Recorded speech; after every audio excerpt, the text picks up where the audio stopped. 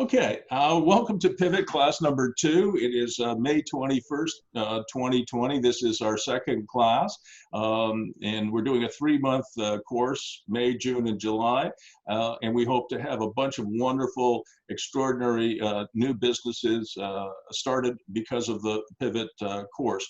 The objective of Pivot is, in fact, just that. Everybody who has signed up has committed to starting a business in the 13 weeks or the 3 months, I guess, 3 months that they're studying with me. And so it is a requirement of the class that you actually start a business. And the other thing that I wanted to make sure everybody understands is I've given you a tremendous amount of reading and homework. And that's just part of the course. I know it's a lot, but if you stick with it, I think you'll find that it's worthwhile and will really help you create a great business for yourself, whether it's in real estate or it's in services or even in tech, whatever it might be. If you stick with it and you are persistent, you'll be in a good shape to start a business that I think will be very successful. So today we're very lucky to have a special guest with us, and I'm going to share my screen with everybody here, so you can hopefully see my screen in a second, and I'll just crank it up a little bit. So we're going to talk to Christian in just a minute. He's going to tell us about his transition from tech to real estate.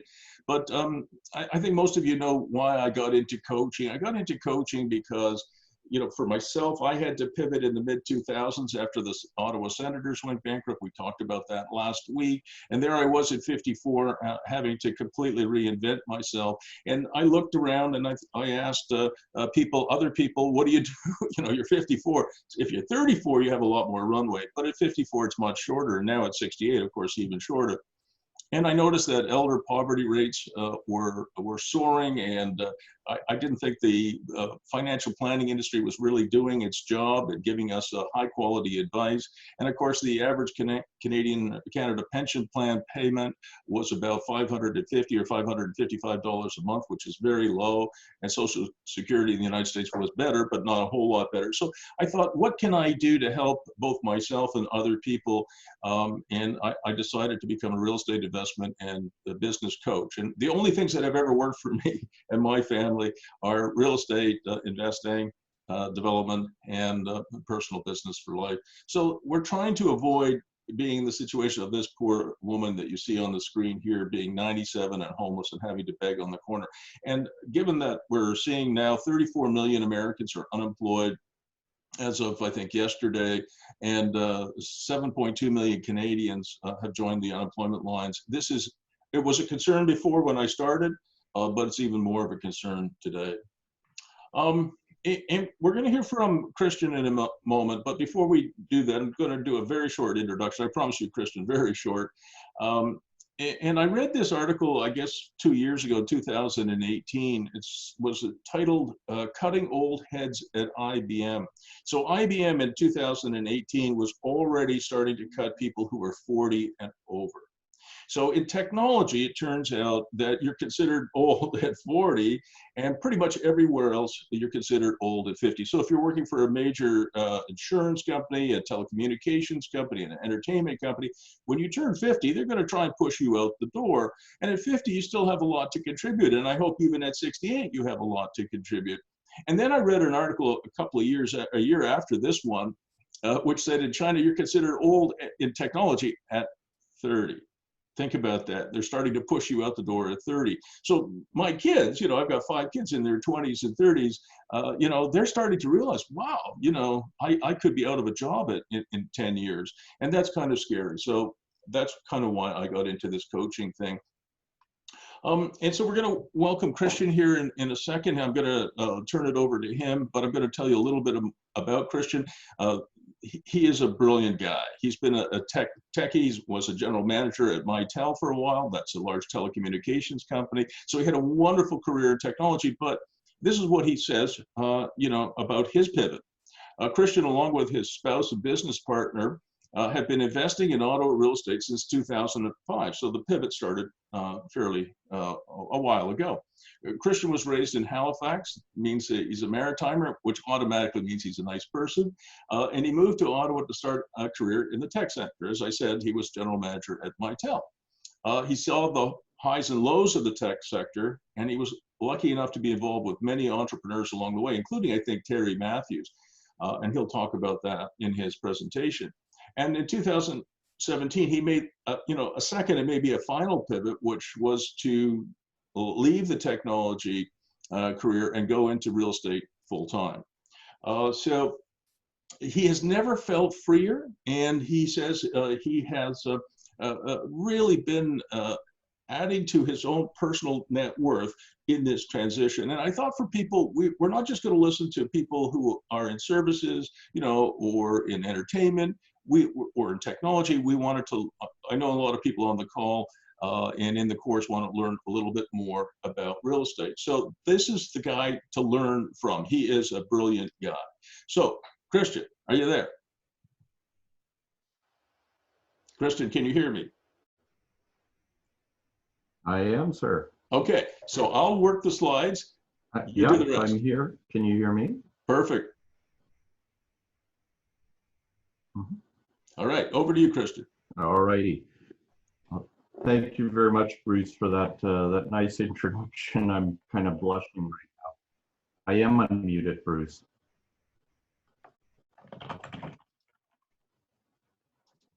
Oh, can you hear me okay? Perfectly. Hello? We can hear you. Oh, okay, perfect. Okay, so I'll keep going. Thanks a lot, Bruce. I appreciate the warm introduction. I was blushing a bit there. But I figured, what was good for everybody is to understand a little bit about background and the lessons that I learned along the way. As you mentioned, it was kind of an incremental pivot, if you will. And so this is a little bit about my story, how I got to where I did. So if you want to go to the next slide, Bruce.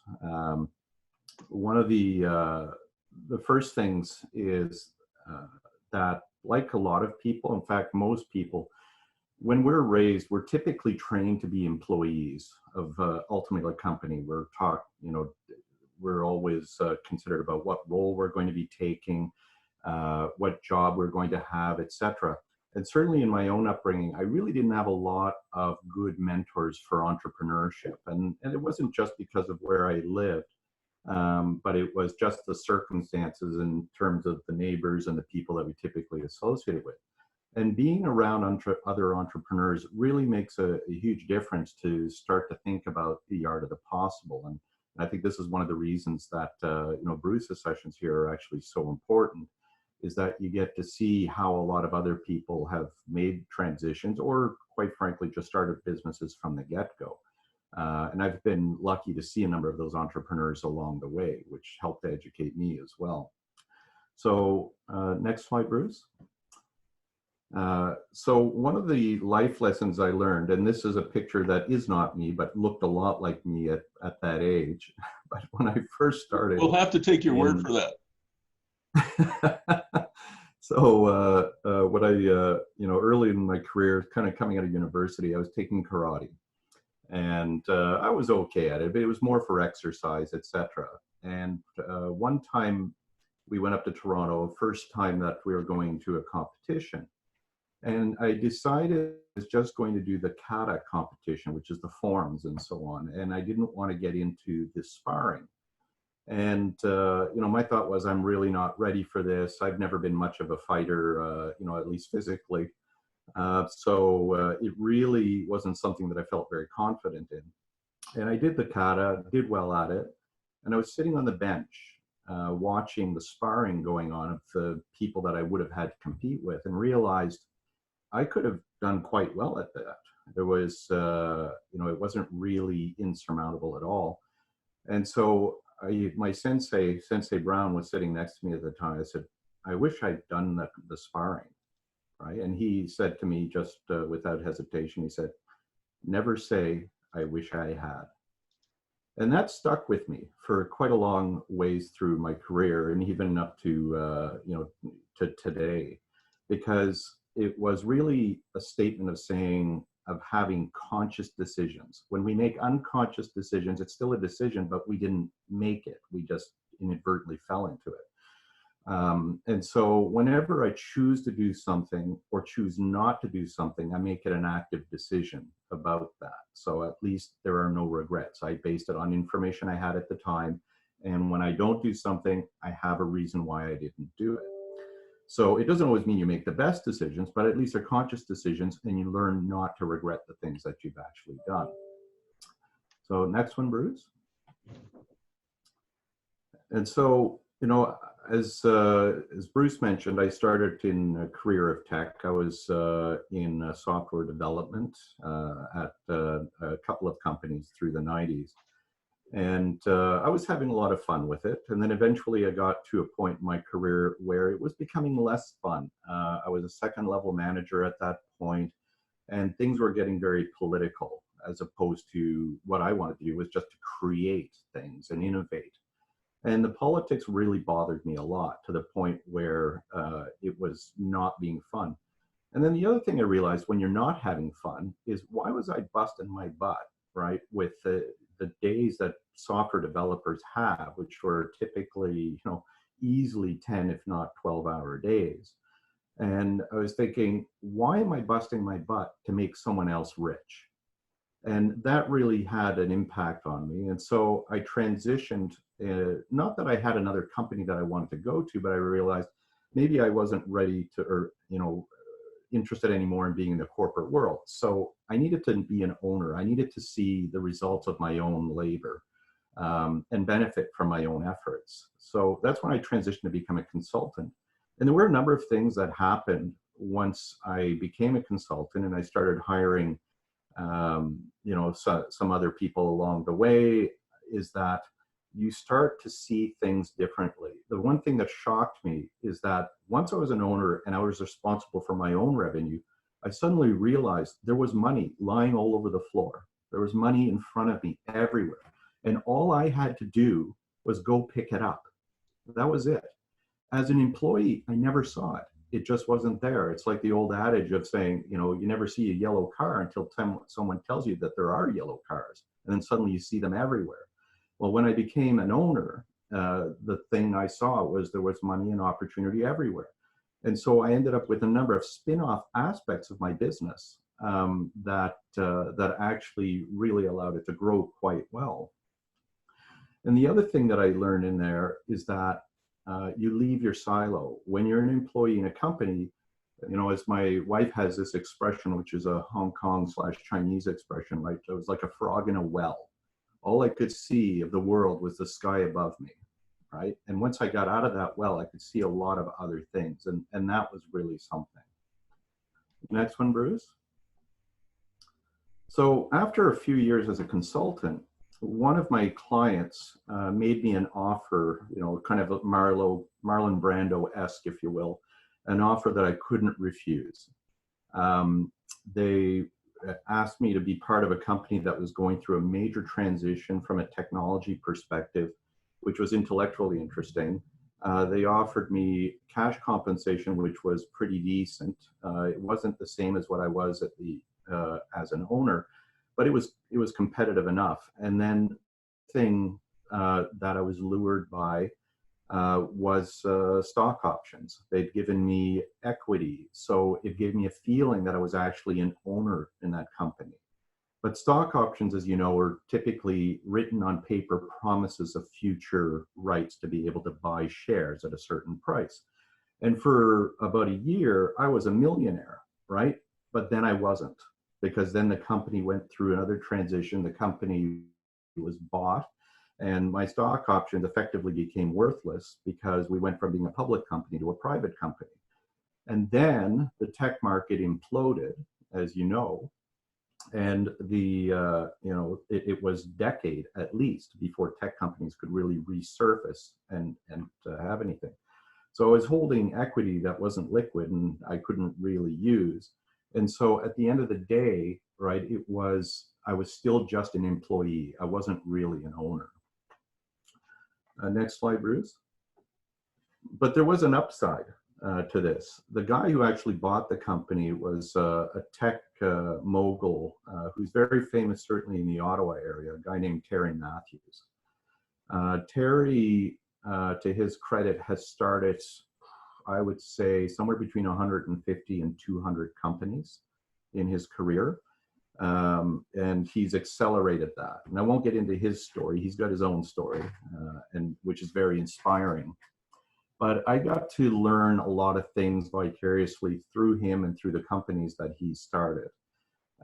He's a very down-to-earth guy, and I just want you to know that, because he is someone who's very accessible.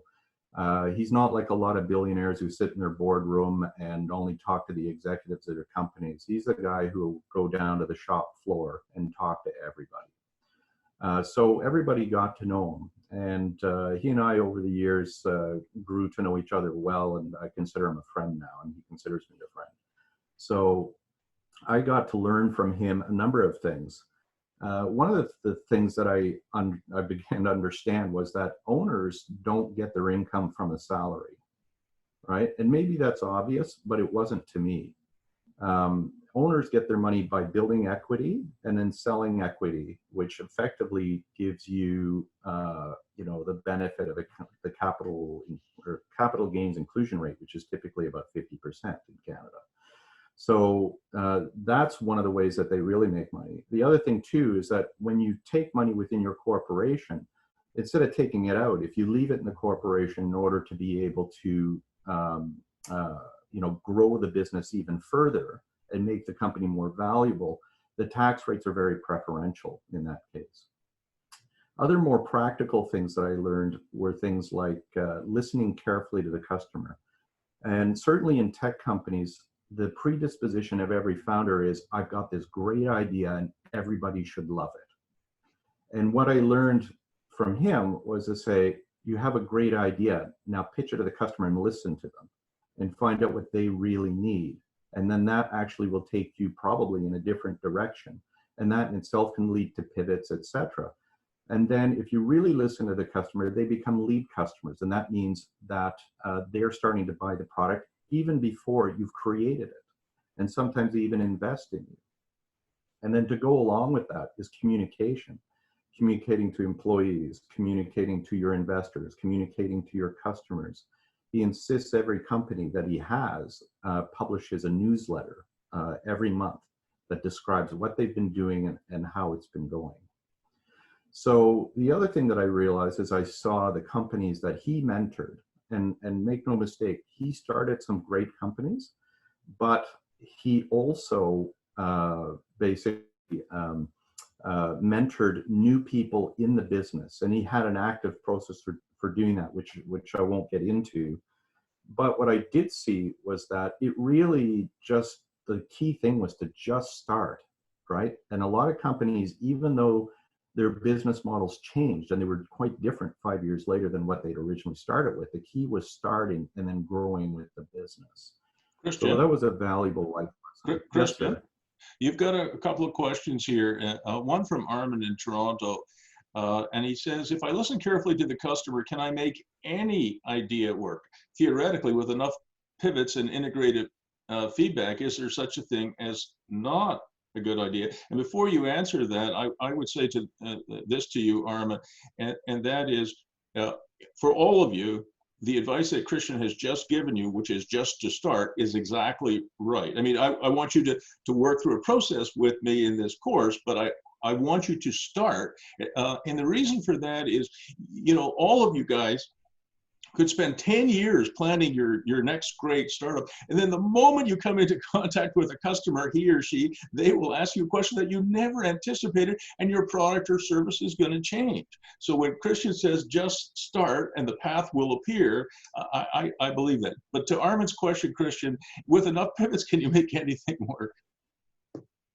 Well, I don't know if you can make anything work, but usually when someone starts with a good idea, it's on reasonably firm grounds. And when you start to engage with a customer, they'll validate it for you.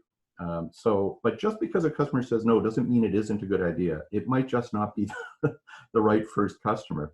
But listen anyway. And as you start to listen, and I've always taken this approach in the products that I helped to create over the years, where I would pitch something And sometimes by the act of actually just saying it to somebody who is potentially interested in buying what you're selling, you hear yourself and you begin to realize whether or not it even sounds right to you. And then sometimes you can start to modify your own thought process based on what you're saying and what you're hearing back. And I loved engaging with customers through my career. It taught me so much, so that, you know, I'd come back to the office and I'd be working with my team and say, like, this is what we heard and this is what they said. This went well, this didn't go well. And so you refine things as you go. And sometimes you engage with somebody and it's just a bad idea, right? And, you know, if you hear it over and over again, sometimes it's just a bad idea and you got to move on, right? And find the next right idea. I could go on with that one, Bruce, for days. That's good. That's great. We got to get through this. So, you know, that was the career side of it. So then on the other side of it, for looking at it more from a personal basis, my wife and I had this clever idea thinking that, you know, the best way, what we wanted to do was to get firmly financially established before we started having children.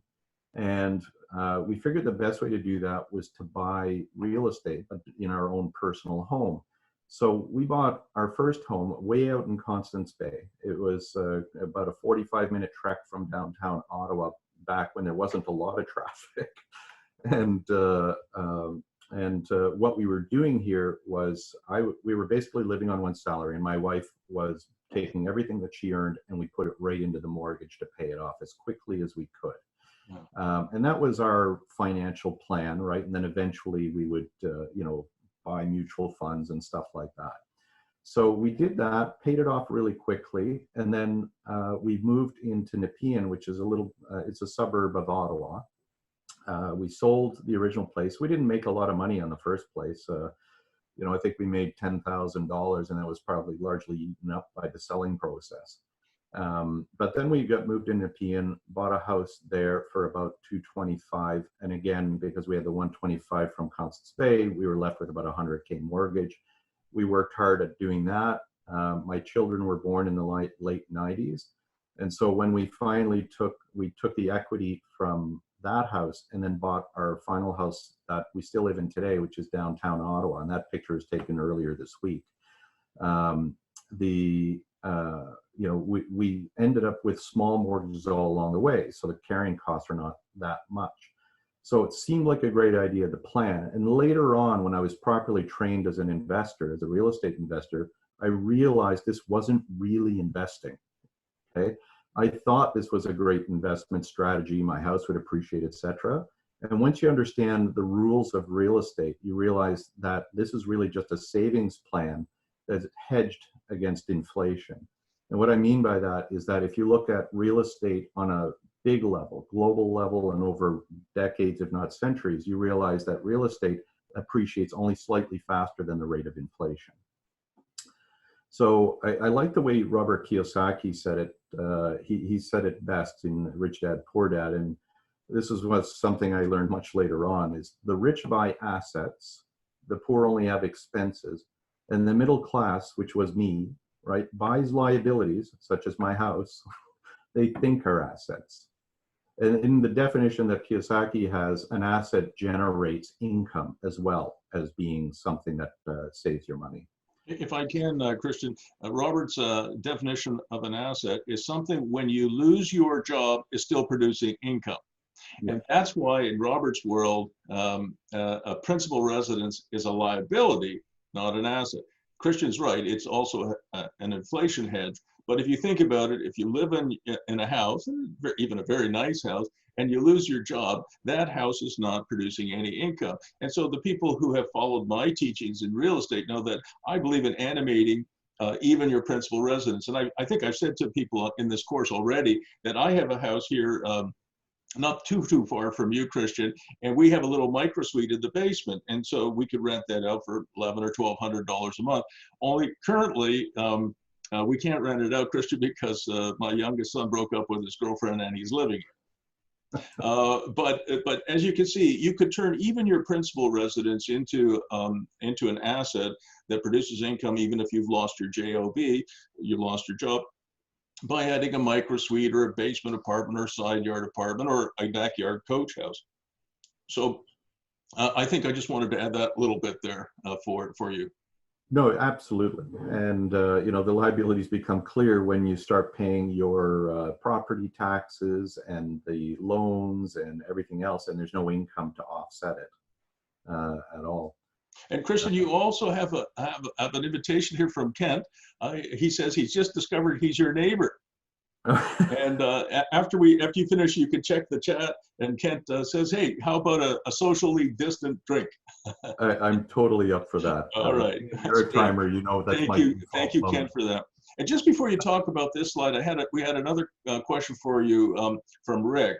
How much of your success, whether it's in technology or it's in real estate now, is due to mindset, and how much is due to skill set? A lot of it is mindset in the end, right? The skill set I learned along the way. And as you kind of hear through my story a little bit more in the back half of this, you begin to understand that I had to develop the mindset, but I certainly developed the skills along the way through this. And as you develop the skills, you get better and better and better. And I know something that Bruce likes to advocate, and I completely agree with, is that focus on something, right? And do it over and over again. You're going to get more efficient at it. You're going to get better. Effectively, you're then able to create more deals and get, you know, effectively bigger margins out of the whole process. And then you can start to diverge and take spin-off opportunities. And that's the same, you know, whether it's in real estate or in tech businesses, et cetera. A lot of times entrepreneurs can go a little crazy and say, I'm going to focus on A, but boy, that shiny object over here is really interesting, and I'm going to go after B, and you take your eye off the ball of A, and you never become efficient at anything.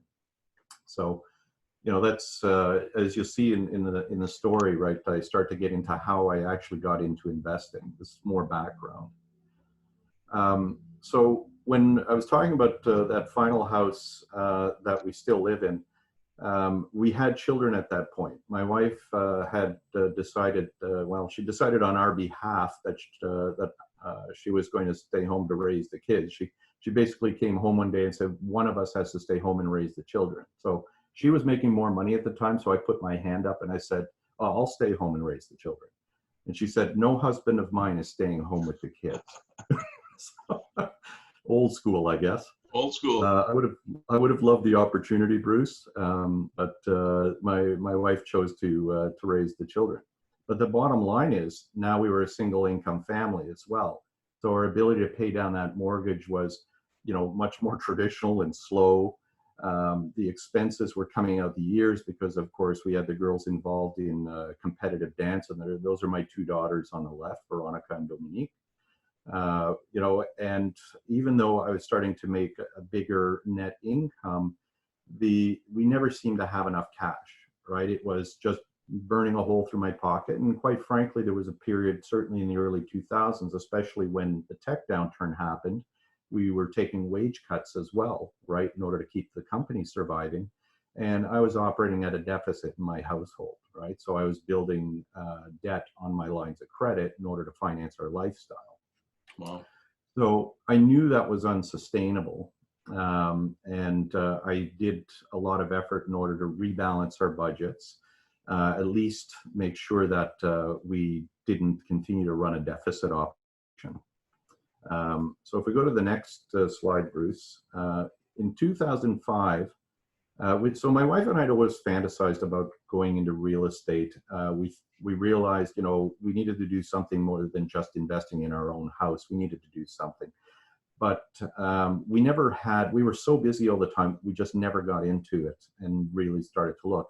And then by happy circumstance, there was a purpose-built fourplex right next to our house that went up for sale. Wow. And we knew the owners around this.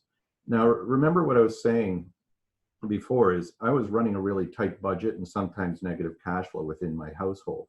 And so I was really worried about taking this on and having a multi-unit building where, you know, what happens if the interest rates went up? What happens if I had a vacancy for a long period of time? And I was really quite nervous about it. So it taught me an important skill by being that nervous about it, which was analyze things. Don't analyze it to death, mind you, right? But take the time to go through all the numbers, analyze the cash flow coming out of it, do sensitivity analysis, figure out what happens if the interest rates go up, what happens if you have to sustain a vacancy for 6 months, what, you know, all these what if scenarios, and then figure out, you know, what your contingency plans are around that. And so for me, some key lessons out of that was one, especially because I had no choice, is I had to buy assets that were fundamentally cash flowing, that were going to add to my income, not subtract from my income. And that was to make sure that my family was safe. You know, analysis and contingency planning are absolutely critical. And then there was something else that I learned in this transaction, is because I knew the owners, because they were next door and I would see them all the time.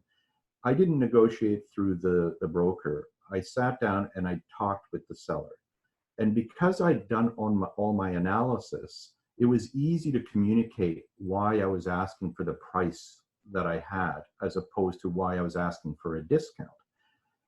And I just explained to him that, you know, when I did the analysis and I need to be able to sustain my family and I can't run this thing cash flow negative, and I showed him my assumptions, he was an investor, a reasonably sophisticated investor, and he understood.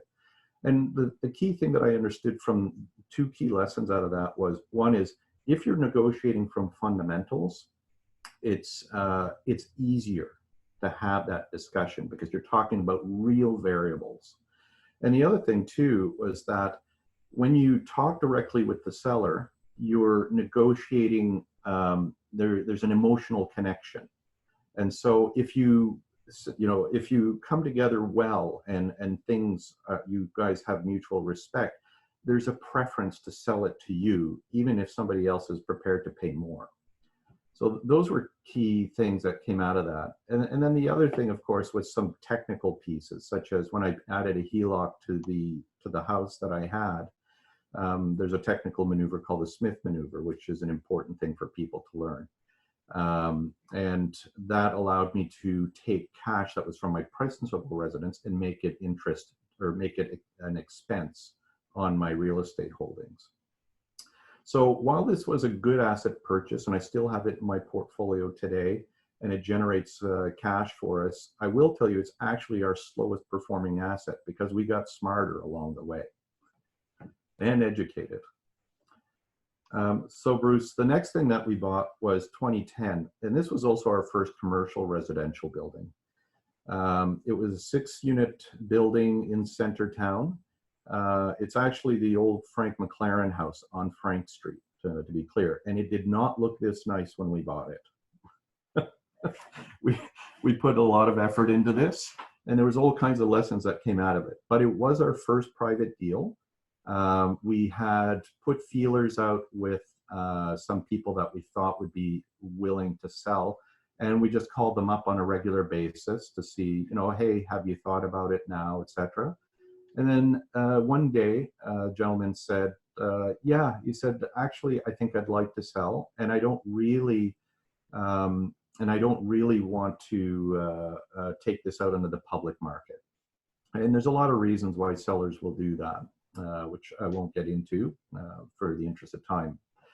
So I refinanced my again in the first rental, extracted more of the equity that had appreciated in there, and then used that as a down payment to buy this property. And there were a lot of interesting things about a commercial residential property that are very different from smaller residential properties. One is it takes a lot longer to close. So I naively said, yeah, we should be able to get this closed in 3 to 4 weeks as soon as I get the okay from the bank. He just smiled, right, and nodded, but he didn't say anything to me. And I discovered very quickly this was going to take a little longer. The other thing you learn is you pay for everything. When you buy a house or you buy a residential rental, often the appraisal is paid by the bank. You don't have a lot of other fees associated with your closing costs, except maybe your lawyer fees, etc. In commercial res, you pay for your own appraisals, you pay for phase 1 environmental, you pay lender fees, you pay commitment fees, you pay broker fees, right? So splash out a lot of cash right up front. But then one thing that I did learn was CMHC in this class. If you're doing effectively a dominantly residential building, CMHC, very expensive premium, but over the lifespan of your project, it's actually a lot cheaper. And so I won't get into the mechanics of CMHC today, but there, as I say here, it's, you know, how I learned to love CMHC, and I use CMHC tools on a lot of my projects now. So just to interrupt for a second, Christian, a lot of people have questions for you. One of the things that Christian has been very kind to offer is he is open to being for email questions that you guys have. This morning I sent everybody a note about today's meetup, and Christian was CC'd on it, so you've got his email address in that on your email right now. And Christian is not only a brilliant person, you can already see that, and a very confident person, rightly so. He's very generous with his time and willing to share his knowledge with you. So if some of the questions that you put in the chat box today are not answered, please, you know, I'm sure I'm echoing what you would say, and that is email Christian. Yeah, absolutely. So I'm always open to that for sure. And Jason, you were asking me on the 2005 party, the cost per door. I guess it was probably in the order of about $225 a door at the time. So, and we've been able to appreciate that building considerably since then. Yeah, what would it be worth per door today? It would be quite a bit more. Yeah, it's worth probably about $380 a door. Yeah, I was going to say 400, but 380 sounds about right. Yeah, and you could be right. It could be 400 now. I didn't think about it for about a year because I actually assess my buildings regularly. So I'm always looking at what the value of the buildings are. And I have a full operational plan. So whenever my metrics change, it automatically calculates it. So if you want, I could bring up the spreadsheet, but I'll not waste. You'll save everybody that. But that's one of the things that you guys are going to learn in this course, and that is how to become a spreadsheet pro like Christian. I'm going to give you some spreadsheet exercises and some spreadsheet training videos so you can master that. Because what Christian is really saying is that if you're going to do anything, whatever kind of business you're starting, whether it's a real estate business or a tech business, services, you know, et cetera, there are three things that you have to have all in alignment. Your heart, you have to be passionate about what you do. Your brain, which means you have to have analyzed it like Christian does, to, you know, with a spreadsheet, and make sure your brain is saying, yeah, this is probably going to work. So it's your heart, your head, and your gut. You know, you want to have sort of a good feeling in your instinct, in your gut, that the direction that you're heading in is a good thing, because your instincts are something very powerful and you should listen to them. So it's all a combination of all three before you buy an investment property or you start a business. Absolutely. And, you know, I always make the decisions based on the best available information at the time, and I go with it. I don't wait for perfection, but that spreadsheet that I have is fundamentally my annual operating plan. I know where all my revenue is coming from. I know my budget line for expenses, et cetera. I know my cash flow for the year, and that's really important. So with those two assets that were fundamentally contributing cash to us now, it helped a lot. It meant now that we had that second income that replaced the income that my wife used to have towards paying off our debts. And so by 2015, I had paid off all of our debts, the remaining mortgage that we had, the lines of credit that we had run up, everything. And so now at this point, the only debt that we had was all, you know, tax deductible type debt. And that really was an important milestone for me. It was worth a bottle of champagne for sure. So next, Bruce. So then what we started looking at is, okay, we've done these things. We now have income coming from these properties. We have our debt vehicles are now fundamentally aligned towards our investments. And what we started using the capital that we had, you know, in our name, we started to use that free money to do things like conversions. So for example, at that Frank Street address, the sixplex, we said, you know what, 3-bedroom units are actually kind of hard to rent, and they're not much of a premium over a 2-bedroom unit. However, if we turn them into two one-bedroom units, we could get a 50% improvement in the gross rent of those two Wow. units, i.e. a 50% increase per square foot is effectively what it works out to. Incredible. Yeah, exactly. And so, after that, we look at every three bedroom and think, wow, there's two one bedrooms. So we did that. However, there was a real problem in this, and it's part of the provincial tax rate in Ontario. When you go from 6 units to 7 units, you go from residential mill rate up to a commercial residential mill rate, and it's a step function. So my property taxes were going to go from about $15,000 a year to about $22,500, right? Just by adding that one unit. So it was almost going to completely annihilate any additional profit that we were going to get by separating this unit. But then we figured, okay, well, here's another idea. We had some unused space in the basement area as well, and we were able to add 2 more units there. So the project cost allowed us to add 3 units, which overcame all the soft costs we had to do as a city, such as site plan control, the engineering, etc. So the business case improved considerably by doing it that way, and it all started to make sense. And when we did that, we expanded the net operating income of that property, which directly impacted the value of the property. So once we got that understood, and we realized that by doing things like this, as Bruce would say, animation, if you will, this is one form of animation, and it's a highest and best use perspective, is how can you improve the dollars per square foot that you have in the building? The value of the building goes up in proportion to that. So just by doing this, we were able to increase the value of the property and then be able to refinance it and take more money out in order to be able to do new things. That was a valuable lesson there. And you notice that I'm doing all this stuff and learning all these things as I go, and by doing it, just getting into it and doing it myself. And you'll later learn I did it the hard way. So let's just move to the next chart here. That's my daughter, Veronica, to the left, right? And the original caption I wanted for this one was, one of these people is a natural born entrepreneur and the other guy is Bruce Linton, right? And I don't want to diminish anything about Bruce because, as you know, he's somebody who has done very well in his life, recently, finished with Canopy Growth, right, which was a great success. But what you may not know about Bruce is that wasn't his first company. It was probably about his 10th. So, he's had a lot of ideas along the way. He's done okay along the way. And then boom, Canopy Growth. And we all thought he was crazy, by the way.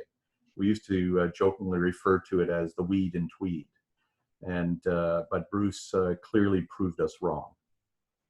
So Veronica, my younger daughter, from the moment she could talk, she exuded everything that I see in real entrepreneurs, and the way that they naturally think. So the natural born entrepreneurs. We can all become entrepreneurs, and I became an entrepreneur, but she had something different. And I won't go through all the stories, but one that really resonated with me, she was coming up with a business idea that she was bouncing off her mother. And I happened to come down to the kitchen to make a cup of tea, and I was overhearing the discussion. And every time she was talking about an aspect of the proposal, my wife would play devil's advocate and say, well, this is what could go wrong, and this is what could happen. And then things got quiet. Veronica stopped. And that caused me to pause, and I turn around and I see her, quietly considering what to say next. And then she said this, which stuck with me forever. Stop telling me why this won't work and help me figure out how to make it work. So can I just stop you there? This is maybe the most important lesson. I know I've been communicating back and forth with most of the class via email. And if you're surrounded by negative Nancys or negative Neds, you are, that's not good. A positive mindset, a stance, a mental stance, a degree of hope is essential, because if you don't have hope for yourself, for your family, for your business, for your future, it will really negatively impact every aspect of your life. And so I just love this. When I read this in your slides, I'm going to steal this, Christian. You know, stop telling me why it won't work, and start helping me figure out how to make it work. So the next, and this is a very nice way that she said it to her mom, but the next time somebody is just dumping on your ideas, you know, listen to yourself. My wife told me something when I was 61 years of age. It took me a long time to learn it. She said, don't substitute anyone else's judgment for your own, Bruce. And as soon as I stopped listening to all the negatives and started focusing on the positives and how to make things work, things got better for me after the debacle of the Ottawa Senators. So I really like this, and I'm going to use it a lot, I think. Oh, absolutely. Feel free. So it was a valuable lesson to me. Like I said, she's a natural born entrepreneur. I'm a guy who learned to become an entrepreneur. So then, by happenstance, you know, there were some educational courses that were being offered, and my wife and I said, you know what, if we really want to improve what we're doing, we need to start thinking about how to get educated and maybe doing things a little bit better. And so in 2016, we started taking courses and mentorship, etc. We spent a lot of money, to be perfectly honest, and it's well spent money, in my humble opinion. We spent a lot, but the returns on that knowledge were invaluable. And two key realizations, which I know that Bruce picked up on in our back and forth in email, was that after I was doing all of this learning, I said, oh my God, right? We could have, I wish we'd done this education even 10 years earlier when we really were starting to go. You know, all that fretting, all the fact that I was using my own money to get things done, the techniques that I learned the hard way through this process, right? I could have been taught. People could have told me, you know, Christian, if you just did this and animated, you know, that sixplex right away, you could have seen a rise in that the value of that building right away, and you wouldn't have had to use your own money in order to be able to get it, to get that to happen. And it's just those, you know, one after another. And so, as Bruce knows, I absorb things like a sponge, right? I love learning. And when I learn something, I usually try and apply it as quickly as I can, because that's how it sticks with you. And those who know me know that I tend to talk a lot too, but that's my way of learning, because I have to hear myself say something before I actually believe it too. So I think those were some key lessons. So then 2017 comes along. In fact, we started doing this, you know, towards the back end of a lot of our courses and so on, right? Is we went on a buying spree. We realized we were not bound by the old rules at all. And we bought lots of properties in 2017, arguably too many, because our modus operandi was basically to buy distressed assets, fix it, right, and then force appreciation and then refinance. That was effectively what we decided our strategy would be. And that's a core strategy. So we did things like we bought a distressed triplex, right, which is the one at the top left. That's closer to when it was finished. And then we rebuilt it into a sixplex, tripled the revenue out of the building. And when I say distressed, I mean distressed. There were convicted criminals in some of the units. There were drug users. I had to have my construction guys go in with thick gloves, right, to clean that place out before we started the teardown process. I bought a 10-plex, right? And just to give you an idea of what this 10-plex was, it had 2 hoarders. It had a criminal that liked to beat people up a lot. There was a drug dealer. There were 3 vacant units and 1 decent tenant who wondered why the hell she was there. So, and so it was hard work, but the value of that building in the short time that we've had it, we've now doubled it. We've cleaned up all of those issues, most of those issues. I still have 1 hoarder in there, but we've renovated every unit, and it's now one of those places that used to be dreaded in the neighborhood and is now considered to be one of the jewels in the neighborhood. We bought a light industrial commercial building in that top right corner. This turned out to be a godsend, because those things are cash machines. right? If you buy them right, they can be real cash machines. And when we were spending a lot of money on all the various improvements we were doing, that building basically kept us going through some of the harder times. And of course, with all of the things we were doing, we developed a pretty good sense of how to really property manage. And so those skills really came to bear. And specifically in Ontario and other heavily regulated provinces and states, you'll find that knowing the laws properly and then how to work with them as opposed to trying to fight them all the time can make a huge difference in the performance and the rate that you can do turnover and get to the desired goal.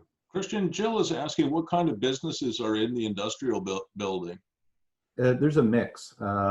So this one is divided up into technically about 15 different units. Some of it is office space. I've got a guy who does reverse engineering of silicon chips. I've got a guy who's selling motorsport parts. I've got a construction company. I've got a baker. I've got a first aid training company who's obviously stressed right now. And I've got what else in there? A comic book store. So there's a variety of things in there. And I think I did say to the folks in the course, and maybe it was another course I was running, I'm not sure now, that other than the residential sector, which I really like, the industrial sector is either my favorite or my second favorite. And the reason for that is industrial tenants, they tend to pay their bills.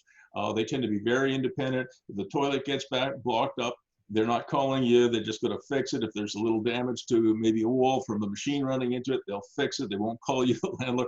Office tenants tend to be very, very high maintenance. Retail, of course, is suffering terribly due to Amazon's competition, and of course, due to COVID-19 closures. But we still need widgets. We still need, COVID-19 face shields and masks and ventilators and all the rest of it. So, residential values might drop a little bit because of this downturn in the economy. Industrial properties might drop a little bit too, but the office buildings and the retail space will drop out of bed. So the industrial buildings tend to hold their value better.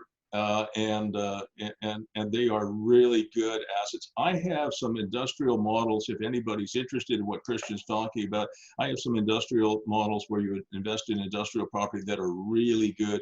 Reach out to me by email, and we'll go through it. So, Christian, we got 7 more minutes for you. Okay, brother?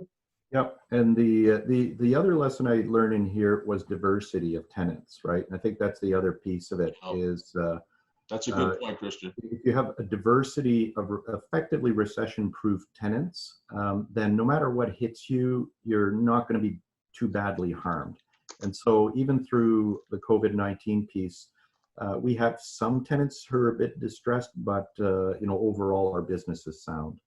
So and the other thing that Christian said, if you remember, Jill is particularly interested in industrial, is that he has 15 tenants there. So if one goes broke due to COVID-19 and one leaves for other reasons, he's still got 13 tenants.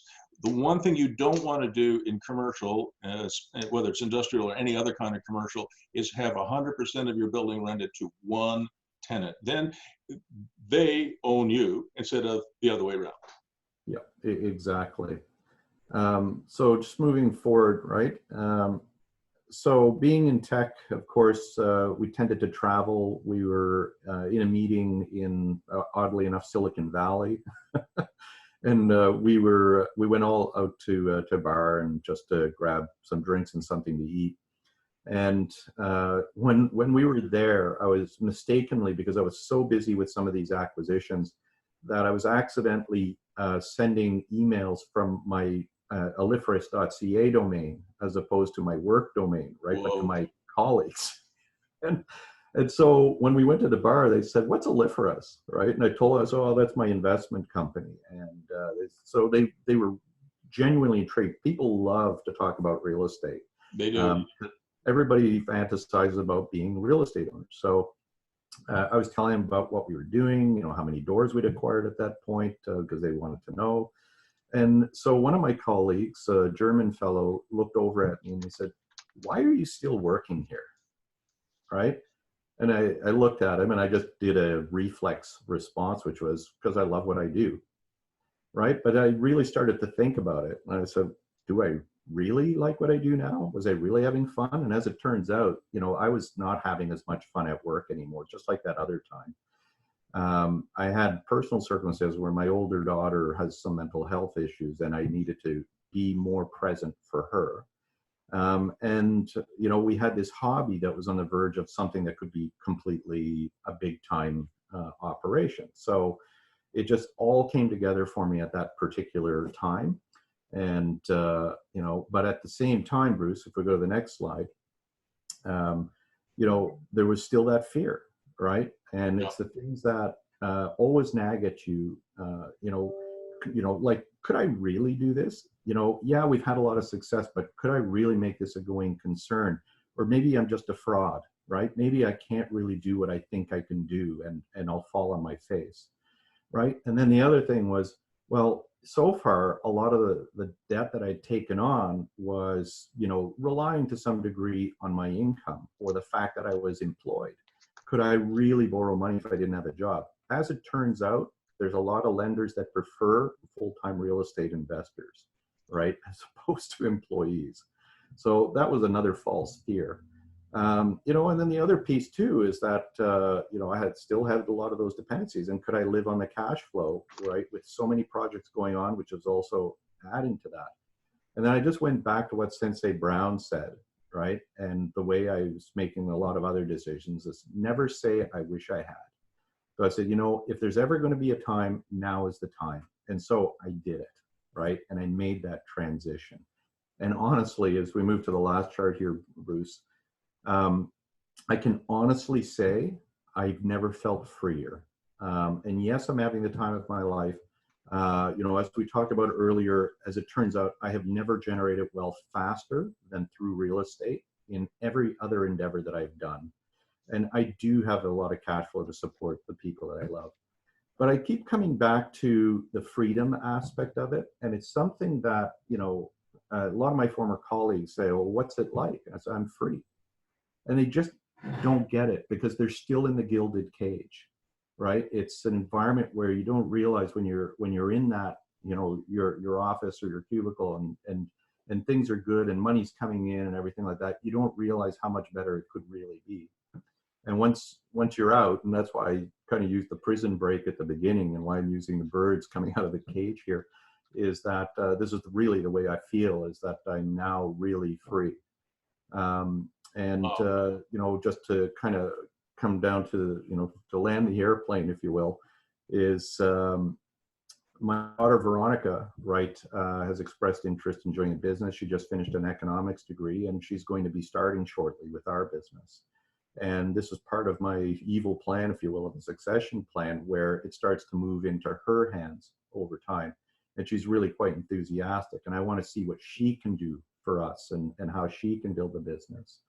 And so this is part of our intergenerational wealth transfer. And we've gone to a size now where we've stopped buying buildings and we're now looking to buy portfolios. And Christian, your opportunity to buy portfolios is going to be unbelievable over the next 18 months. There will be portfolios that are available, and in fact are starting to become available now, which are probably going to be anywhere from 75 cents on the dollar to 25 cents on the dollar. Yeah, I suspect that's true. And I've been refinancing everything in sight right now, building a war chest and getting ready. Yeah. And I'm also, depending on the opportunity, contemplating taking other partners in as well, if that's what's required. Now, I just wanted to leave you this one final insight, because I talked to Terry about this because he keeps dragging me and wants me to help with his tech companies, because that's the relationship we always had. And I said to him, I said, Terry, I'm making way more money in real estate than I ever did in tech. And I really think I should be focusing on my real estate. And he said, do you love tech? I said, I really enjoy tech. I love tech. Yeah. And he said, me too. He said, Christian, you may not realize this, although at this point I was beginning to understand. He said, I make most of my money actually in the real estate holdings that I have. He said, but I love tech and I love creating new companies. And the real estate gives me the freedom to do that. right? And that was, I mean, although I kind of figured that out, it was something else for him to basically tell me that, and it just reaffirmed the decisions that I'd made to that point. So I thought that's probably a good place to wrap, Bruce. It was a fantastic presentation, Christian. I think everybody enjoyed it. There were lots of questions. Armin, you've asked a good question for Christian. I'd ask for those of you who did not get your answers through the presentation, if you don't mind, just email Christian. And Christian, if you don't mind, would you put in the chat bar your email address just one more time for people? Is that okay? Armin, you can certainly email Christian. He's a wonderful, wonderful person. He's generous in the extreme and willing to help people, all the people, who, whether they're beginner investors or not. The one thing I want to emphasize to everybody, though, is almost the last point that Christian made, or one of the last few points. And Nelson Mandela, the former president of South Africa, said, don't make decisions based on fear, make your decisions based on hope. And I really believe that. So try and surround yourself with positive people, not necessarily yes men and yes women, but positive people who will help you find ways to get over, around, and through tough times. And there's no such thing as an easy journey as an entrepreneur. I don't believe that's real, but it is a wonderful journey. It's full of creativity. It's full of surprises, many of them on the upside, some on the downside. But make decisions based on hope, not fear. And I had never seen that line before, Christian. Fear is a liar. But I believe that. Yeah, absolutely. All right, so thank you very much for that. Everybody will do the invisible clap, and just put any comments that you have for Christian in the chat bar. He'll have a few minutes to look at it, and he will put his email address. So it's already there, Christian at I can never say it, Aliferous. It's Aliferous. Yes, Christian at aliferous.ca. All right, it's in there, and we are so lucky that Christian joined us today. So now let me see if I can find mine. So I get to do the stuff, which is to give you yet another assignment to do. So you had a few things to do for today. Most of you have done it, but some of you maybe not. I was hoping you all could do the ECQ test, right? The Entrepreneurial Culture Quotient Test, and send that to me. And I also wanted you to tell me what gets you up in the day and what pivots you've already made in your life. And that stuff, the pivots that I've been getting from you guys, they are fantastic stories. What a group we have. I wish we had more time so that we could, introduce ourselves to each other and et cetera, because there are people on this call who've lived incredible lives, short lives. Some of them are 16 or 17, in their early 20s, and some of them are quite a bit older. So it's just a wonderful thing to see. And I've loved receiving these assignments. So if you haven't done it yet, could you please try? I know it's a lot of work, but it will benefit you. So what we're going to do is we're going to look at what is the next thing that you have to do. All right, I'm going to share my screen with you. So hang on a second. And I've got another slide deck here. And we're going to try and get through this in 26 minutes. So I might have to speed read this thing. So let me see if I can get it to. So this is, sorry about this, you guys.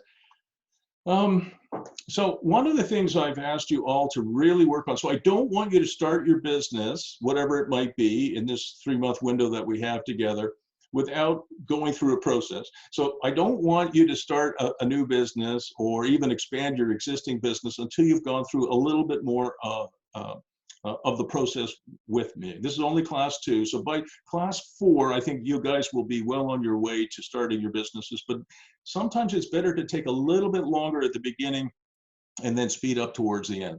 So I've asked you again and again to think about, find your why. What are your skills suited to? What are your passions? What are your likes? What are your dislikes? What are your goals?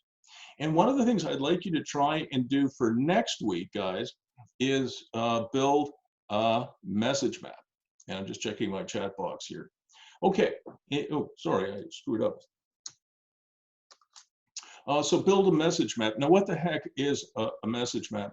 The other thing I've done here, you can see it on the screen, is taglines. Give your business, as you're thinking about your why and your business, give it a good name, give it a great tagline.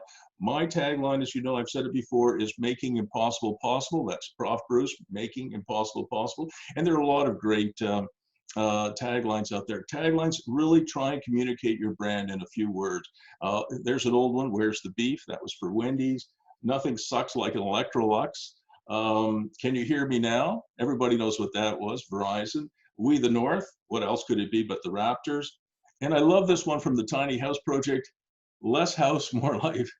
And that's a really, really great tagline for a bunch of reasons. And one of the things I've said to many people, including myself and my kids, is that don't live within your means, live below your means. Because if you do that, you'll have much less stress and you'll be able to invest more in real estate or invest more in your business, etc. So don't live within your means, live below your means. So what I would like you to do is I'd like you to try and build a message map in the next 7 days and put it on YouTube unlisted and send me the link. I'm going to show you a couple of them. These are just a couple more taglines. That's mine on the left, making impossible possible. Nothing runs like a deer, John Deere. Tastes so good you can ask, cats ask for it by name. That's Meow Mix. And this is, who is it now? Famous hockey player saying, bet you can't eat just one for Lay's potato chips, only it's not Lay's potato chips. Sometimes your name, the business name itself, can in fact be the tagline. So your company might be the Dirt Depot. Well, you don't even need a tagline. Your tagline is in your name. Habitat for Humanity, they have the Restore Network. Co-House, it's a coach house builder called, run by Chris Long. His tagline is close to home, because your coach house is close to home. And there's a storage company, mini storage company I used to run called Blue Heron Storage, and its tagline is out of sight, like off site and out of sight. It sort of had a couple of meetings and it's supposed to be a little bit funny. All right, the two most important days in your life are the day you are born and the day you find out why. And as I said during Christian's presentation, what you're trying to do is you're trying to find what you're most passionate about, what your skills are suited towards. Is the opportunity that you're thinking about big enough to earn a living, because you have to be able to do that. And I want you to think about what will differentiate you from the competition. Just to have another Me Too business and to say, hey, I could do it cheaper, that is not differentiated value. You know, somebody's charging $10 and you say, I can do it for $9. That's not really differentiated value, okay? You need to think about what makes you different and hopefully better. And then again, your heart, your head, and your gut have to all be in alignment.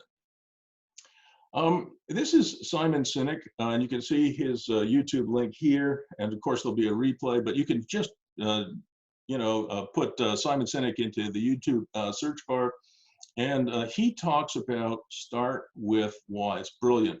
And he says people don't buy what you do or even how you do it, but why you do it. And when you go to a cocktail party, people say, so what do you do? And you say, well, I'm a business coach, or I'm a real estate investment coach, or I'm a real estate investor, or I'm a tech guy. That's what you do. It's not why you do it. And let's go through that. So here's what I want you to do. I want you to work on your why, and this is mine. What? I'm a real estate investment and business coach. That's what I do. How? I help people learn how to be more successful real estate investors and how to build their own high-performing personal business for life so they can take care of themselves and their families for 3 generations. Why do I do what I do? I believe the only practical way that most people can take care of themselves and their families for 3 generations is by owning and controlling their own successful personal business for life, and by creating an above-average real estate investment portfolio like Christian did.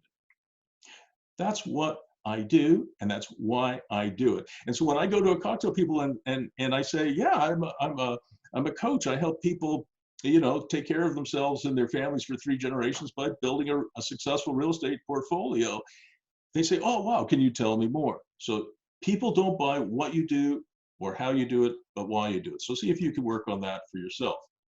And then I asked every one of you guys to send to me what gets you up every day.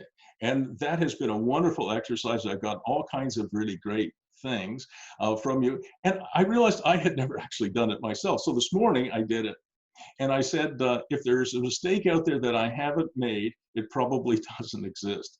This means I have a mixed record of success in business. I've had successes and failures, but it does help make me a great coach, mentor, and teacher. Experience comes from making mistakes, right? And that gets me up every day to learn new things. I learn almost as much from the people I coach as they do from me. And so that really motivates me, the idea that I could help people. And now it's in the many thousands of people that I'm able to help by doing things like this course. So that was what gets me up every day. And if you haven't sent me what gets you up every day, please do so. I'd like to have that. I just put some pictures here of me from earlier parts of my life. This was me as a 15-year-old. This is me in Australia flying my hang glider. This is me in Sweden when I was teaching in Stockholm. These are the Bitmojis that one of my daughters helped me create. You know, what gets me up every day, if you look at the theme, it's family, it's giving back, it's adventure, you know, Brucey's Big Adventure. That's kind of what gets me up and motivates me to continue. So here's some questions that you can ask yourself to help you find your why, okay? So again, what are your core skills? What are you best at? What are your favorite hobbies? What are you currently most excited about? What do you love doing? What do you hate doing, right? We should know that. What would you do if you had unlimited resources? What is holding you back? You heard Christian say, if you want to be an entrepreneur, just start. What is holding you back? What are the biggest opportunities in your life right now? How can you create more value with less effort? I mean, why not? And if you were to have an extra hour a day, what would you do with it? Next question, if you started over again, what would you change, right? You could learn from the past. If you don't think about, if you're not a little bit introspective, a little bit self-reflective, that is the path to wisdom. You have to know yourself and your past and be honest about it so that you can create a better future. And then I'd like to hear from you, what are your goals over the next 3 years? I'm not interested in what your 20-year goals are. For most people, that is far too long a time horizon. And then lastly, if there's a give back in your mind, what will your legacy be in 100 years? Ask yourself that question. Maybe you'll have an answer. So I'd like you to try that exercise and send it to me in the next 7 days. What is your why? What, how, and why? All right. Now, the next thing I want you to do is to try and create a message map. And we're going to see a video here. And Jill, I'm going to ask you to put your thumb up if you can hear it okay. This is a Forbes contributor who created the idea of a message map. The video I'm about to show you is a little bit corny, but it's a very powerful tool. And I'm going to ask you to try and create your own message map. And then, you know, put it, you know, get one of your friends, your kids, whatever, to record it for you, you pitching it, right? And then upload it unlisted to YouTube and send me the link. It's not hard to do, all right? So let's see what a message map is. See if I can get this thing going here. Right, so you have to let me know if you can hear it. I'm going to show you how to pitch anything in 15 seconds. And we're going to do so with the help of a great tool called a message map. A message map is the visual display of your story on one page. So for this exercise, you're going to need a notepad, a tablet computer, or a good old-fashioned whiteboard. And we're also going to use the example of a real company called Lush. Lush is a global soap store. I believe they're in about 45 countries. They make fantastic handmade fresh soap. That lemon smells great. I don't have any financial interest in this company, but I know their messaging really, really well. I've talked to the founders before, and in order to create a really good message map, you got to know the story. So let's start with step one, creating what I call a Twitter-friendly headline. The Twitter-friendly headline is the one overarching message that you're trying to communicate to your customer, the one thing you want people to know about your brand or your product. I've already taken the liberty of filling this out. Lush makes handmade soaps and cosmetics. So again, based on my understanding and my understanding of the message, I think that's the one thing they want you to know. Lush makes handmade soaps and cosmetics. If that's all you know, It tells you a lot, and it also fits well within a Twitter post of 140 characters, so keep it short. But now let's fill in the rest of the message map with 3 or at most 4 supporting points. So again, based on what I understand of their messaging so far, I would say fresh is very important to them. And we'll talk about that in a second. Fresh. The other sub-point or supporting point I would make is environmentally, and I'll shorten it, environmentally friendly. And the third point is ethical campaigns. They support a lot of ethical campaigns globally and in their various communities where the locations are held. So Lush makes handmade soaps and cosmetics. There's 3 reinforcing points. They're fresh, they're environmentally friendly, and they support ethical campaigns. Now let's see how this would work out in the real world. I'm going to use a stopwatch for this. Let's assume, hypothetically, a customer walks into a Lush store. A sales associate might say something like this. Hi, welcome to Lush. We make handmade soaps and cosmetics. Everything you see in the store is fresh, it's environmentally friendly, and part of the proceeds go to support ethical campaigns in our community. Take a look around, enjoy yourself. 15 seconds. In 15 seconds, I gave you the broad story. If that's all you know about Lush, this actually tells you quite a bit. But now let's go one step further. Let's extend the conversation somewhat, maybe to a 30-second pitch. You're going to have to support these points for a longer conversation. So under fresh, you might add just a couple of bullet points like manufactured daily, shipped the next day. Under environmentally friendly, you can put something like unpackaged so that the plastic doesn't end up in landfills. Or you might put ingredients not tested on animals. These sub-points, the supporting points for each of your 3 key messages, need to be very specific. They need to be examples, data, statistics, or even stories. And under ethical campaigns, you might add 1 or 2 of the campaigns that the Lush brand supports, either globally or locally in communities. So there you go. This is a message map. It is one of the most powerful tools in communication. It works each and every time, even for very complex products or concepts. I know because I've worked with leaders who have incredibly complex products to talk about or to sell. In fact, the more complex your product, the more you need the message map. Because you, as a leader, you need to communicate the benefits of your product in a way that is simple, clear, and concise. The message map is your winning ticket. Well, it's a bit corny, as I said, but I think it's pretty good. You know, he's right. And I use the message map as a basis for explaining virtually everything that I'm involved with or my clients are involved with. Let me show you, I'm not going to play this one. Or this one that we will run out of time. I'll show you my message map. Okay, so I created this message map, and this is a few years ago now. And you can see up here, this is my product. My product is Prof. Bruce, me. My brand is caring, sharing, and creative, because I'm a caring person. I think people would acknowledge that. I'm sharing, I like to share, and I'm fairly creative. And here are the subpoints. I'm a great keynote speaker and teacher. I make the impossible possible in real estate. I'm a wonderful coach and mentor, and I'm a fine writer. So if somebody said, you know, can you do a 15-second message map? I could say, yes. Hi, my name is Prof. Bruce.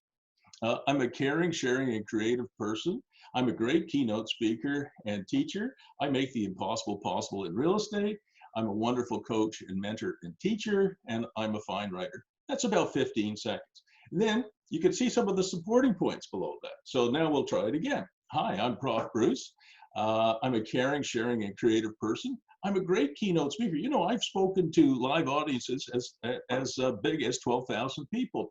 I make the impossible possible in real estate. I built an arena, and I founded a National Hockey League expansion franchise in a time when Canada was losing 2 of its franchises.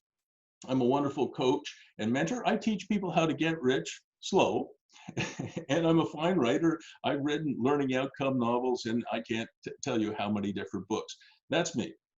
So that took about 30 to 45 seconds. So your message map and your elevator pitch, if you will, can be up to 2 minutes. I'm giving you up to 2 minutes. But you can see from Carmen and also from me that you could say a lot in 30 to 45 seconds. So now I will go back, and I wanted to show you, not this one, I want to show you, this is a kid in Utah at a pitch competition, and it's one of the best elevator pitches I've ever seen. So I'm going to play this. And again, Jill, if you could give me the thumbs up if you can hear it, okay? My name is Josh Light, and I'm the CEO of CupAd, and we believe that we have the most effective form of advertising available in the market today. Our advertisements are exposed to customers for 2,220 seconds on average. Now, what kind of advertising has that kind of exposure time? Ladies and gentlemen, we advertise on coffee cups. That's right, we put your brand in their hand. So how does coffee cup advertising work? Well, we got an advertiser. They pay us money. We produce paper coffee cups with their advertisement or brand on it. Then we give these coffee cups to coffee stands for free. Now, why does someone want to advertise on a coffee cup? Because it takes an individual 37 minutes to drink a cup of coffee on average. That person's going to have to look at the cup, drink, look at the cup, drink 20 times before it's fully consumed. And that person's going to move around like a mobile billboard, exposing that brand to at least 6 different individuals before that cup is drank. What's in it for CupAd? We make 13 cents of profit on every single cup that we distribute. And what's in it for the coffee stands? Well, when most people think about coffee stands, they think about Starbucks. But what about the 25,000 coffee stands in this nation that have plain white cups like this? They don't have the economies to scale to put their own brand on the cup. So we give them free cups. They save $15,000 a year by not buying cups. They like these savings so much, ladies and gentlemen, that approximately 80% of the stands that we've contacted have signed exclusivity agreements to distribute our cups. What kind of momentum have we started for this company? The last month alone, we got 58 coffee stands in California to sign exclusivity agreements with us to distribute our cups. If we continue to get 58 coffee stands every single month for the next 12 months, we will have 700 coffee stands at the end of the year. With 700 coffee stands, we can move 8 million cups a month. And at 13-cent profit, 8 million cups a month, we're making over $1 million of profit every single month. And we've already started this, ladies and gentlemen. In fact, our first customer, Overstock.com, will see their cups hit the California market in 21 days. Thank you very much. Now, you got to give that kid a lot of credit for packing into 1:55 all kinds of things. What's his differentiated value? What's his value proposition? You know, if you were an investor, would you invest in that kid? You might. And, you know, and it's a compelling and simply explained thing. That kid did a message map. He turned it into an elevator pitch. So I want you to try this. It is fun to do. And don't forget, no one's going to see it. It'll be unlisted. I'll see it. You'll see it. Maybe your kids will see it or your friends will see it, but that's about it. When it's unlisted on YouTube, it means if they don't have the link, they can't see it. It's not private, it's unlisted. All right? So I'd like you to give it a shot. You build your message map in 6 steps. You create a short headline. You support the headline with 3 or 4, at maximum 4 bullet points. You reinforce with key benefits. You saw that, I did that. Describe in 3 to 5 words what your brand is, and you create a tagline, right? Something really catchy, you know. Did you get his tagline? We put your brand in their hand. Fantastic tagline, I thought. All right. So you've got, you can do it. It can be 15 seconds and it can be 2 minutes, but it can't be 10 minutes. All right. And once you've done it, send me the link. Because we did something in real estate today, I wanted to end with another business model, which is both services and real estate. It's really clever. It's a former student of mine by the name of Michael Golubev. And the reason I'm putting this in here is I know you're all thinking about the type of business. Is it going to be real estate? Is it going to be tech? Is it going to be services? What is it going to be? And I put this in here just to give you an idea of just how creative some people are and how they combine, you know, things that don't appear to be, you know, connected. In this case, Michael started a mold inspection service called moldbusters.com. He started it, I think, over 10 years ago, and it's become quite successful.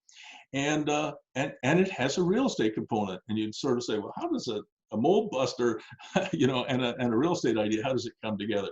So I'll show you. So first of all, Mold Busters has a website that generates all the leads for all of the people who are mold inspectors. So they're in Ottawa, they're in Montreal, they're in a bunch of towns and cities across Canada, the United States, and they generate lots of leads. They book appointments through the website, they generate reports, and they do all the billing, invoicing, and getting paid through the website. So if you were a mold inspector, you were working for Mold Busters, you are an independent contractor, you work for them, you get all the leads, and they support you with a back-end system that doesn't just attract money, it also produces reports for you. And of course, these people have their knock-on business is once you find mold in a property, obviously the homeowner or the commercial property owner might say, well, can you help us with remediation? So there's some additional business there. But wait, there's more. This is Michael's Bitmoji. You know, he's in his 30s now. And if you go on his website today, you'll see that they have pivoted. But before I get to the pivot that they've done in the last couple of months, which I'm sure you can figure out what it is already, there is this real estate component to the business, which Michael, because he loves real estate and he loves the business that he's in, being a mold inspector, it's all his idea. It wasn't nothing to do with me, but it's a brilliant model. So he is originally from Russia. I think he's from Moscow, emigrated to Canada as a very young person, was in one or two of my classes, maybe 3 or 4 of them actually, and he loves real estate. So what he did was he set up this business where he could advertise in Eastern Europe, because he can speak Russian, obviously. He can advertise in Eastern Europe that people could come, they can emigrate to Canada to be a mold inspector. He will supply them with the equipment they need, all the leads they need, and they can make, you know, a couple of $100 by doing a mold inspection, and they could probably do 2, maybe even 3 a day. I know Michael's dad does at least 3 a day. And so if you think about it, you could come from, you know, Ukraine or from Russia or from another Eastern European nation. You could live in Canada or the United States. You'd have a job. But what Michael saw as combining this with that, adding something to it, is what he could do is he could also buy real estate. And he could offer people not only a job and a way to make money, but also a place to live. So he could have these shared houses where there are all these mold inspectors living and paying rent for that. So he could have a real estate empire full of people who are happy to have a job and happy to be in Canada. Trust me, if you live in Russia, which is really a kleptocracy, I'm sure you know that, you know, and you can emigrate to Australia or Canada, New Zealand, the United Kingdom, the United States. And that's generally speaking a trade up. You know, my grandparents came from Russia, and my grandfather certainly would, if he were alive today, would tell you the same thing. By coming to Canada, it was a big step up for him. So think about that. He has a steady supply of labor, because not everybody wants to be a mold inspector, and he has a steady supply of would-be tenants to live in his houses. So they're Mold Busters, every business, your business as well, you need to think about what your cash engine is. All right, so what is the cash engine for Mold Busters? It's money from each lead. They lease the mold inspection equipment, you know, the infrared cameras to the mold inspectors. They get a percentage of the mold inspection revenues. They get a percentage of the remediation costs. They have an ownership in all these houses where these people are now living. And they get monthly rents, which is CMRR. You can see CMRR on here a couple of times. That stands for Committed Monthly Recurring Revenues. That is the holy grail of business. So again, when you're thinking about what business you are going to launch or how you're going to improve your existing business, you need to be thinking about what is your cash engine and see if you can find committed monthly recurring revenues. You know, I use Microsoft 365, Office 365, and I think Microsoft has something like 600 or 700 million people who subscribe to Office 365, Microsoft 365, which is actually a very good product. And I think it cost me about $14 a month. But if you take $14 a month times 600 million, that's like $9 billion a month in revenues, committed monthly recurring revenues. It's the holy grail, whether you're Microsoft or you're Christian or you're Bruce or Michael, right? That's what you need to look at, all right? And so we're almost done, so I might go 2 minutes over time. In April of this year, so just a month ago, in the middle of the COVID-19 pandemic, Michael pivoted his service again. And I'm sure you guys can all guess what the pivot was. I mean, it's easy to think about that. And if you go on his website today, it's different than it was even a couple months ago. And that is, they are mold inspectors. They're perfectly well set up to go in and investigate for mold and to be safe while they're doing it. Guess what? They can also do deep cleaning. So for both commercial enterprises and for residential enterprises, for stores, all of a sudden, their mold inspectors can have another service to sell, which is deep cleaning and disinfection service, which is not that different from being a mold buster as opposed to a ghost buster, but it is a pivot and it is an extraordinary additional service. And that's a service that is probably not going to go away anytime soon, even if we can get on top of this COVID-19 thing in the next few months or a year, or even if it takes 2 years. This deep cleaning thing, I think, is going to be around for a very long time. So what I want you to think about is what your business will do, what differentiates you from the competition, what you're passionate about, what your skills are, et cetera, et cetera, et cetera. This is my last slide, I promise. Can you identify a problem here? Okay, if you're looking at these GIFs, what is the problem that you see here? And this is, I promise, this is the last thing I will do before I let you guys go. And that is, this is a problem which is, people have a really tough time putting together IKEA furniture. So you know how Christian was saying that you've just got to start your business, and how I added to that, that the moment you come into conflict, into contact with the marketing, with your clients and customers, excuse me, they will teach you everything you need to know about your business. They will ask you questions that you will never foresee, and they will make your offering better. So one of the things that you want to do if you're an established business like IKEA is, from time to time, if you're a product manager there, Google IKEA sucks. And you will have seen over the last decade or decade and a half that thousands, probably millions of people have trouble putting together IKEA furniture. So what did IKEA do about that? They pivoted. I've been saying this about subdivisions. We always put these sidewalks in the wrong places. You go into a new subdivision 2 years later, they've got these very expensive sidewalks, but people aren't using them. I think you should put sidewalks in 2 years after you've built a subdivision. Just see where people are walking, and that's where your sidewalks go. Similar thing, I'm not going to go through all of this. Similar thing for IKEA. The product managers there realized that there was a widespread negative perception of IKEA because it was just too difficult for many people to put the furniture together. So what did IKEA do about it? Did they ignore the problem? No. They bought TaskRabbit, the on-demand platform for hiring people to do everything from build furniture to stand in line for you at the Apple store. Right? They bought that to solve a problem, a customer problem. They couldn't have foreseen that, or I don't think they did foresee it in the original years or decades even of founding of IKEA, but they eventually twigged to it. So I want you to start to think about some of the issues that you're going to face as you launch or improve your existing business. You're going to do a message map for me, an elevator pitch, and I hope you have a really good time doing that. Let's see, is there anything else? Can you run the sample message map videos at the end after this is supposed to end, so whoever wants to stick around can watch them? I think that's a very good idea. I'm going to stick around for another 5 minutes. Everybody who has got to go, go. Don't forget, get the replay of this. I'll make sure it downloads to my computer and uploads to YouTube. One more time, Christian, thank you very much. Thanks, everybody. If you want to watch the other videos, stick around. I'll run a couple more.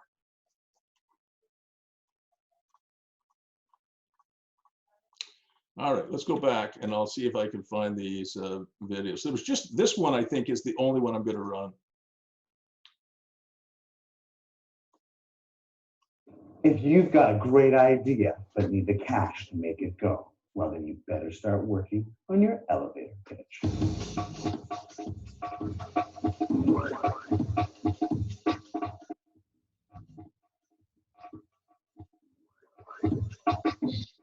What is an elevator pitch? It's the term used for the 2-minute presentation, the exact amount of time it takes to go from the lobby. I forgot to share my screen. I apologize. To the investor's office. Sorry, I apologize. I'm starting it again. Oh, shoot. Sorry about that, you guys. I'm an idiot. If you've got a great idea but need the cash to make it go, Well, then you better start working on your elevator pitch.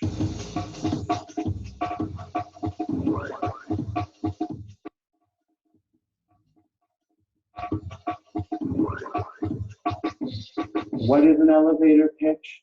It's the term used for the 2-minute presentation, the exact amount of time it takes to go from the lobby to the investor's office on the top floor to capture investor interest. Get it right, and they'll invite you into the boardroom. Get it wrong, and they'll call security. What makes a good elevator pitch? A good elevator pitch is made up of 2 key elements. First, you have to lay out the theme statement. What problem is it that you are trying to solve? Second, you must show the value proposition. How does your venture solve that problem? That may sound easy, but it's not. Every great elevator pitch must meet 4 key tests. First, it must be succinct. After all, this guy's only going to give you 2 minutes. Number 2, it must be easy to understand. There's no room for tech talk in an elevator pitch. Both your grandma and your grandkids have to get it. Number 3, it must be greed-inducing. After all, investors want to make money, and lots of it. Number 4, it has to be irrefutable. If your elevator pitch leaves investors with more questions than answers, well, you better go back to the drawing board.